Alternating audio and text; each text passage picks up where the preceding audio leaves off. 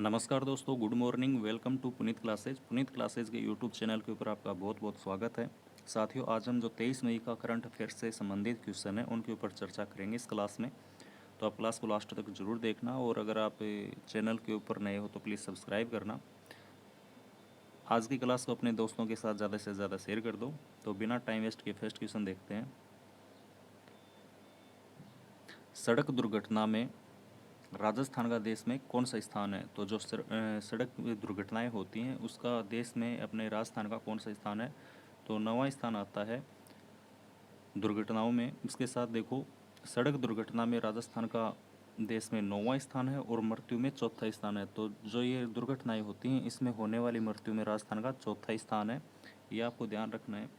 राजस्थान में सबसे ज़्यादा दुर्घटना जयपुर ज़िले में, दूसरे नंबर पर जो आता है वो अजमेर आता है, और तीसरे नंबर पर सीकर। ये तीन आपको ध्यान रखना है कि फर्स्ट है जो जयपुर है, सेकंड है वो अजमेर, और थर्ड है वो सीकर। ये आपको ध्यान रखना है। अगला क्वेश्चन देखो। देश की पहली सरोगेट मारवाड़ी घोड़ी ने बछड़ी को कहाँ जन्म दिया है? तो जो देश की पहली सरोगेट जो मारवाड़ी घोड़ी है उसने अभी हाल ही में बछड़ी को जन्म दिया है, तो वो कहाँ दिया गया है? तो जो राष्ट्रीय अश्व अनुसंधान केंद्र जो बीकानेर है, यहाँ पर इस सरोगेट मारवाड़ी घोड़ी ने बछड़ी को जन्म दिया है। ये देश की पहली सरोगेट मारवाड़ी घोड़ी है। इसके बारे में थोड़ा विस्तार से देख लो।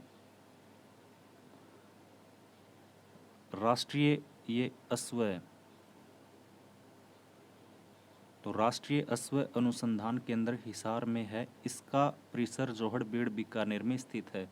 तो राष्ट्रीय जो अश्व अनुसंधान केंद्र है वो हिसार के अंदर स्थित है, और इसका एक परिसर है, इसकी एक शाखा है वो जोहड़बीड़ बीकानेर में स्थित है। यहाँ जोहड़बीड़ बीकानेर परिसर में 19 मई 2023 को सरोगेट घोड़ी ने बछड़ी को जन्म दिया है। तो 19 मई है इस दिन ये जो सरोगेट घोड़ी है इसने बछड़ी को जन्म दिया है, और ये देश की पहली सरोगेट घोड़ी है। ये जो बछड़ी है इसका नाम राज प्रथमा रखा गया है। तो अगला क्वेश्चन देखो।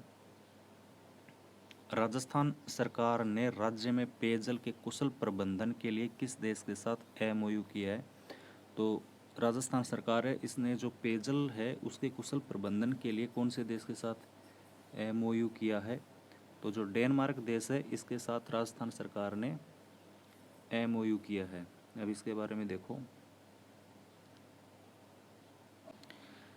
अगस्त 2022 में राजस्थान व डेनमार्क के मध्य एमओयू हुआ, जिसमें राजस्थान में डेनमार्क वाटर मैनेजमेंट लागू किया गया। तो अगस्त 2022 के अंतर्गत राजस्थान व डेनमार्क देश के मध्य एक एमओयू हुआ था, जिसमें अपने राजस्थान के अंदर जो डेनमार्क वाटर मैनेजमेंट सिस्टम है वो लागू किया गया। अभी हाल ही में राजस्थान के पीएचईडी विभाग द्वारा शहरी क्षेत्र में पेयजल के कुशल प्रबंधन के लिए डेनमार्क वाटर मैनेजमेंट लागू किया गया। डेनमार्क के साथ एक और एमओयू हुआ है, वो देख लो क्या है कि इसमें डेनमार्क के साथ डेयरी क्षेत्र में भी एमओयू हुआ है, जिसके तहत राजस्थान में सेंटर ऑफ एक्सीलेंस खोला जाएगा। एक फ्रांस के साथ भी एमओयू किया गया है राजस्थान सरकार द्वारा। वानिकी क्षेत्र है, इसके वानिकी एवं वन विकास के लिए फ्रांस के साथ एमओयू किया गया है। अगला क्वेश्चन देखो। जुलाई 2023 को शुरू होने वाला प्रवेशोत्सव कार्यक्रम पूरी तरह से डिजिटली होगा, ऐसा करने वाला देश का कौन सा राज्य है? तो जो जुलाई के अंदर जो स्कूलों में प्रवेशोत्सव जो कार्यक्रम होगा वो पूरे रूप से डिजिटली होगा, ऐसे करने वाला देश का कौन सा राज्य है? तो राजस्थान राज्य है। राजस्थान राज्य है वो पहला राज्य है जिसमें प्रवेशोत्सव कार्यक्रम पूरी तरह से डिजिटली होगा। इसके बारे में देखो। राजस्थान शिक्षा विभाग जो बीकानेर में स्थित है, इसके द्वारा 17/2023-24 के लिए घोषणा की गई, जिसमें प्रवेशोत्सव कार्यक्रम पूरी तरह से डिजिटली होगा। राजस्थान ऐसा करने वाला देश का प्रथम राज्य है। अब प्रथम राज्य है तो अपना राजस्थान और कौन सी चीज़ों में प्रथम है उसके बारे में देख लो। कुछ इम्पोर्टेंट बातें जो तो इसमें पहला है राइट टू हेल्थ जो बिल आया था, इसमें ऐसा करने वाला राजस्थान प्रथम राज्य है। राइट टू सिंगल एक्ट, ये भी इसमें भी राजस्थान प्रथम है। दूध उत्पादन में, बाजरा उत्पादन में, ऊन उत्पादन में और कुसुम योजना है, इसके अंतर्गत राजस्थान फर्स्ट है। ये सब आपको ध्यान रखना है। नेक्स्ट क्वेश्चन देखो, 20 मई 2023 से मेरी लाइफ मेरा स्वच्छ अभियान कौन से शहर द्वारा शुरू किया गया है? तो जो 20 मई से अभी मेरी लाइफ और मेरा स्वच्छ शहर अभियान कौन से शहर से शुरू किया गया है? तो जो जोधपुर जो शहर है, इसमें यह अभियान शुरू किया गया है, मेरी लाइफ मेरा स्वच्छ शहर अभियान। इसमें क्या है वो देखो, जो स्वच्छ भारत अभियान की शुरुआत हुई थी वो 2 अक्टूबर 2014 से हुई थी, जिसका लक्ष्य 2 अक्टूबर 2019 रखा गया। इस स्वच्छ भारत अभियान का दूसरा चरण है वो 2 अक्टूबर 2021 को शुरू हुआ। इसके अंतर्गत स्वच्छ भारत कार्यक्रम के अंतर्गत जोधपुर शहर द्वारा अभी हाल ही में मेरी लाइफ मेरा स्वच्छ अभियान शुरू किया गया। इसकी जो शुरुआत है वो 20 मई 2023 से 5 जून 2023 तक होगी। तो 20 मई से लेकर 5 जून तक। 5 जून को आपको पता है विश्व पर्यावरण दिवस है, तो यहाँ तक इसका आयोजन किया जाएगा। इसके बारे में और आगे देखो, मेरी लाइफ मेरा स्वच्छ अभियान के अंतर्गत शहरवासी कचरे को RRR केंद्र पर जमा करवा सकेंगे। अभी RR केंद्र क्या है? इसका मतलब है रिड्यूस, रिजर्व और रिसाइकल बिन। तो कचरे को, ये जो केंद्र है रिड्यूस, रिजर्व, रिसाइकल बिन केंद्र है, यहाँ पर आप कचरे को जमा करवा सकते हो। अगला क्वेश्चन है, हॉकी वाली सरपंच के नाम से किस महिला को जाना जाता है? तो अभी हाल ही में ये महिला सरपंच चर्चा में रही है, जिसको हॉकी वाली सरपंच नाम दिया गया है। तो हॉकी वाली जो सरपंच है, इसके नाम से किस महिला को जाना जाता है? तो डॉक्टर नीरू यादव है, नीरू यादव। ये झुंझुनू जो ज़िला है, झुंझुनू ज़िले में एक अहीर लांबी नाम से गांव है, वहाँ की ये सरपंच हैं और इनको हॉकी वाली सरपंच के नाम से जाना जाता है।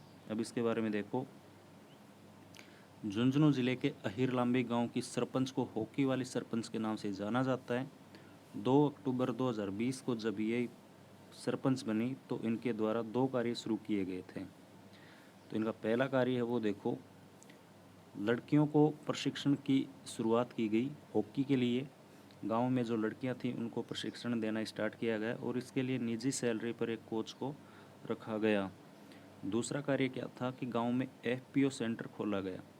FPO सेंटर क्या होता है? FPO तो फार्मर प्रोडक्ट ऑर्गेनाइजेशन, मतलब किसान उत्पाद संगठन।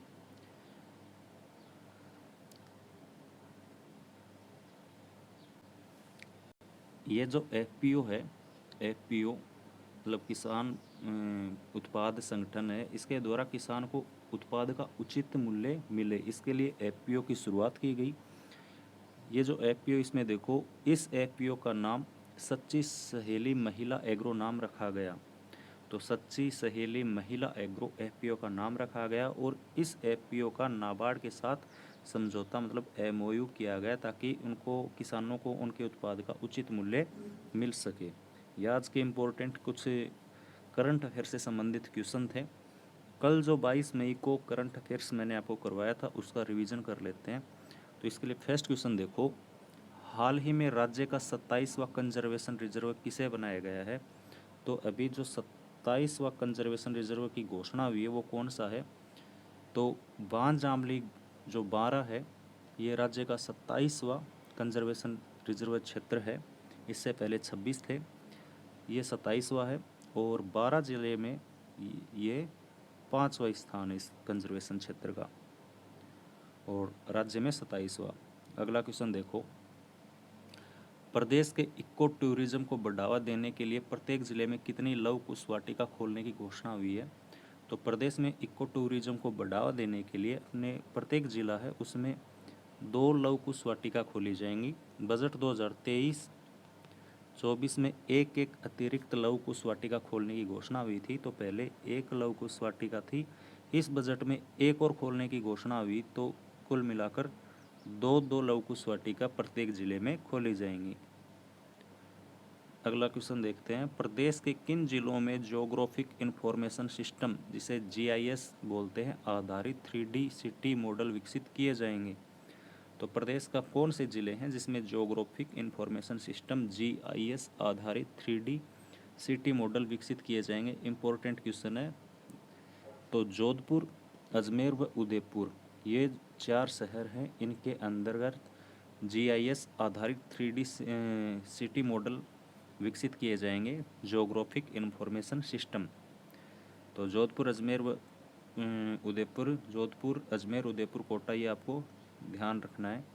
अगला क्वेश्चन देख लो, हाल ही में मत्स्य विभाग से संबंधित योजनाओं के लिए राज मत्स्य पोर्टल का लोकार्पण किसने किया है?